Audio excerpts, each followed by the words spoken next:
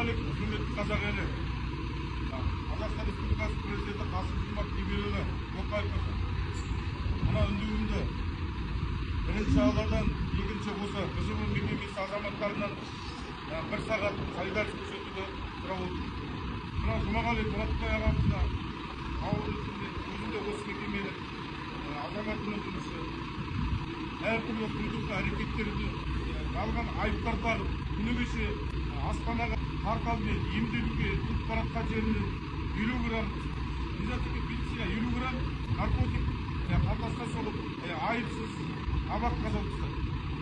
Енді айтарым, құрметті қазақ елі, Мұратбайдың осы күнге дейін жасап келген белсенділігі, осы күнге дейін жасап келген әділдігі өз ойын бәрі далада қалды деп ойлаймын. Құрметті жолдастар, ағалар, бауырлар, бұл біз бәрімізге басқа келісімге берді.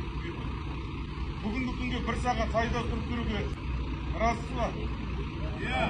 Бүгінгі күні осы ескертуіміз, бүгін бір сағат сайдар, бүгін мына Жұмағалиев Мұратбайды абақтыдан шығармаған жағдайда ертеңгі күні толық тоқтауды ұйғарып отырмыз.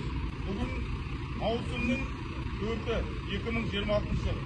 Ертең маусымның 5-і күні 2026 жылы толық тоқтауды қолдап отыр. Қолдаймыз ба? Қолдаймыз. Батыстан жасамаңыз, атама жатқан жүрт малары. Қара, батыстан ұстап отыр мынау. Батыстан жасап отыр мынау, братан, батыстан ұстап отыр деймін ағасы.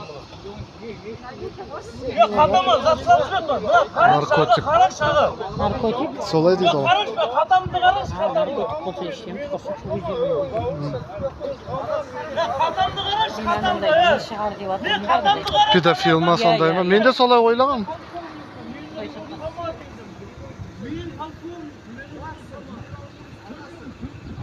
Қатама зат салып жіберіп отыр анау.